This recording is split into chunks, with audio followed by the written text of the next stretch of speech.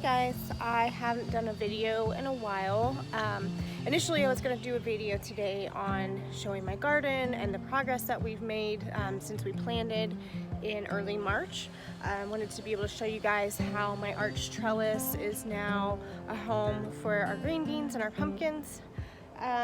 Unfortunately, we had a really bad storm last night that brought with it hail and a tornado warning and some pretty torrential rain.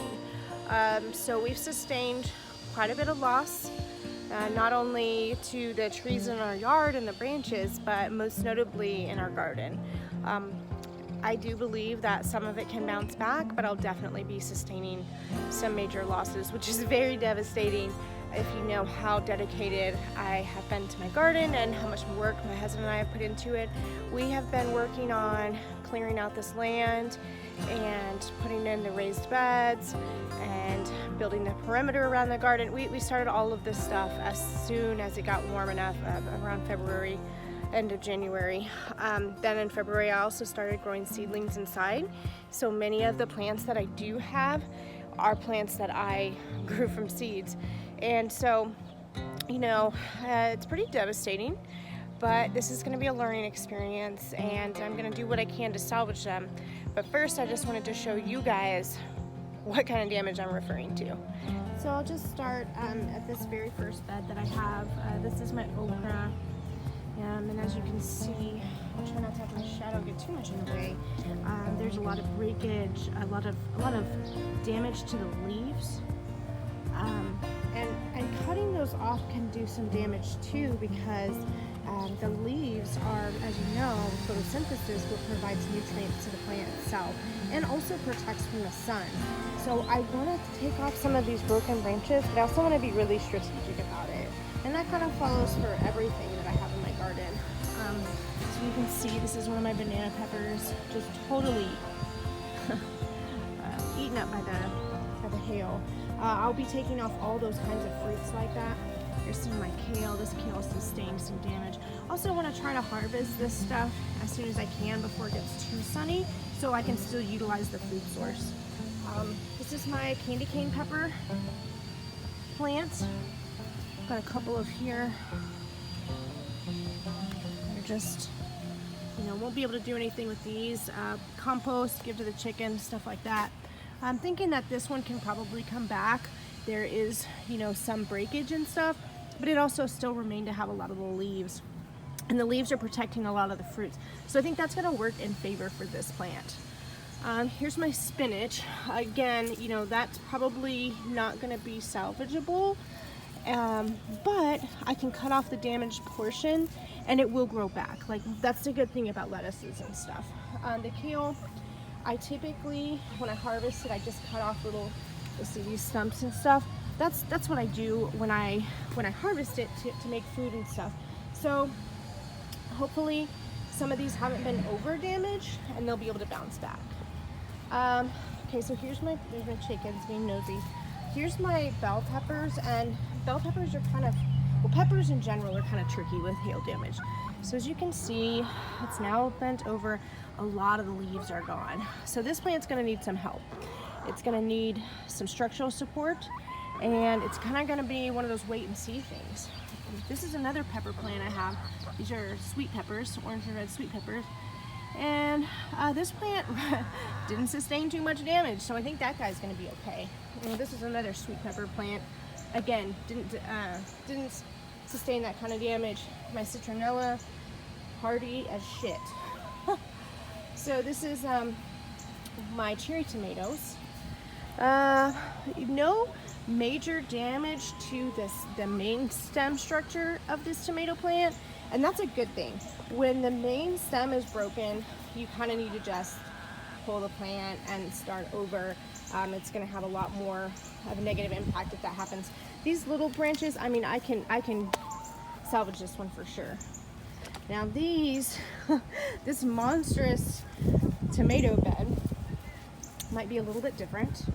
You can see this guy right here sustained quite a bit of trauma. It's a heavy plant anyway, and so it's like, yeah, I'm gonna definitely have to do some pruning on it, which truth be told I needed to do anyway, so nature's kind of telling me to get to it.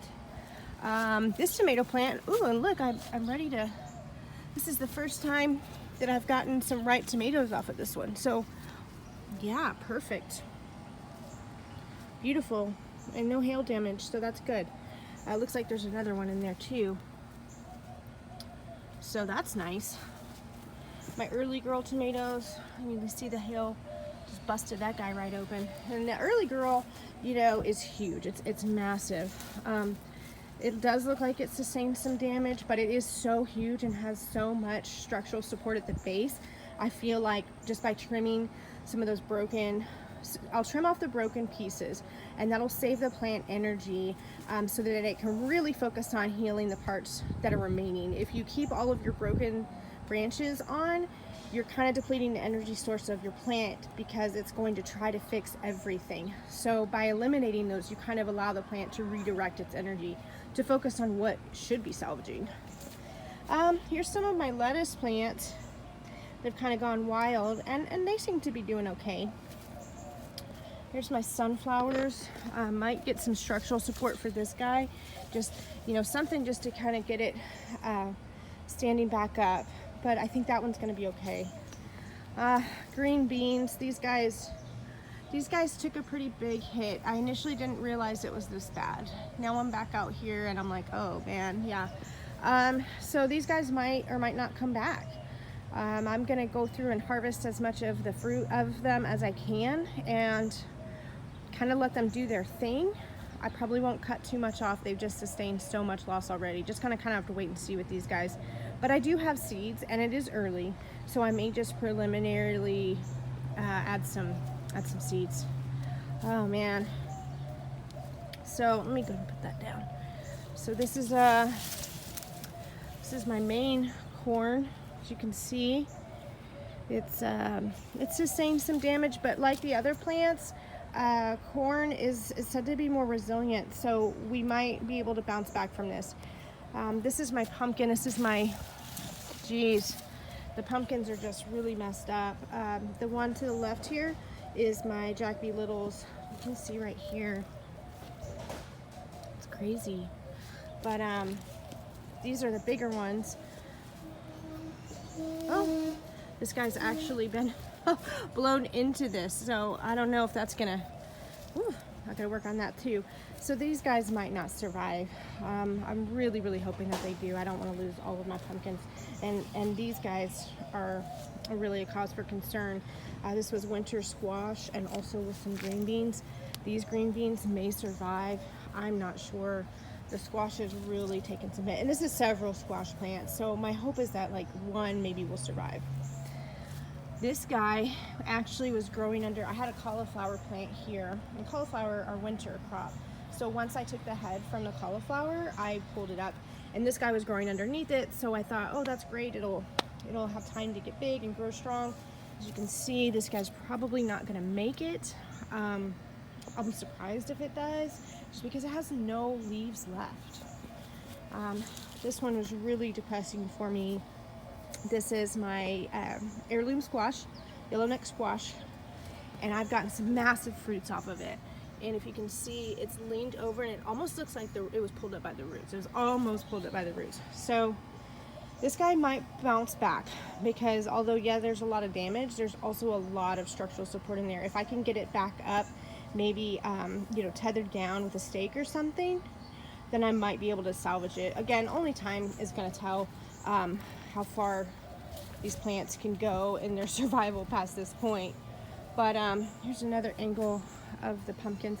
So you look on this side and it looks like there's still some good leaves and some good structure for this pumpkin. So maybe this one, I'm not sure. The big one, I'm not sure if that's gonna make it. And you can see how it's damaged all the way up. Now over for my cucumbers. Yeah, we've sustained some major losses here. This one wasn't very tall yet, so that guy might be okay, but he has gotten a lot of leaves damage going on down here at the base. This one was the one that had been up the trellis the highest, and that guy is honestly the one I'm worried about the most because it has sustained the most damage. This guy too. But you know, hopefully they'll make it. Here's my zucchini. The zucchini, this one, I've got 3 zucchini plants and they're 2 different breeds. The one on the end probably looks like it's got the best chance at surviving. This one might pull through because it does have some leaf structure left, but this one doesn't look that great. Now my strawberries and my herbs, all of these are fine. All the herbs, perfect. I actually took them all down from the shelves and put them on the ground here, which is what I do when storms are coming so that they don't fall down and you know, topple out and have breakage.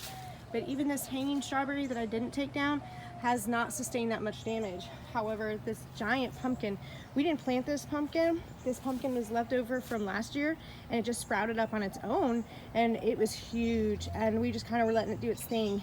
And this guy, even though it's right next to the herbs, is almost destroyed, but the herbs have sustained no damage. It's crazy.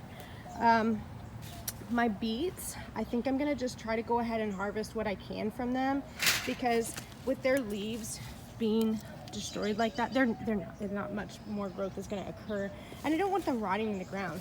So I want to take advantage of what I do have. The great thing about beets is that typically when you're growing beets, you start new seeds, excuse me, you start new seeds about every 3 weeks because you want to have a continuous supply. So by harvesting these, I just make room for more. It's June, I've still got time, right? Texas has a really long growing season. Now, these are my nasturtiums and my leeks. These are leeks right here. They might be okay. Does look like there's been some damage. Those nasturtiums, they're gonna take a loss. If you can see, all of those leaves have just been removed. So this plant is gonna be having a hard recovery. The thing about it is these nasturtiums that take up this whole area were 2 plants that I bought from my nursery, and in a matter of 2 months, they took over this whole area. So I'm sure they'll bounce back a little bit. It's gonna deplete some of them, but I don't think they're gone forever. These pepper plants didn't have a whole lot of damage. My jalapeno hasn't done much this year anyway, which is weird. Last year my jalapeno was huge. And this is my salsa pepper, and it's sustained some damage. So looks like that one may not make it, but the Mad Hatter's doing great. Putting off little peppers, aren't those cute? But I just wanted to give you guys the rundown of the decimation of my garden. As you can imagine, this whole thing has been incredibly devastating for me and for my husband, but we're going to see the positive in it, and the positive is that it's a learning experience, right? It's an opportunity for growth. We can count our blessings. I drove through the neighborhood today and there's a lot worse damage out there than ours. So really grateful for that. And here's a quick view of the rest of the yard. A quick overview of some of the branches that have fallen. And you know, super blessed and lucky that this big branch didn't fall in our chicken coop. Things could have been much worse. I've got a long road of cleaning up ahead of me, so I'm gonna get to it. But as always, stay blessed and happy witching, witchy boos.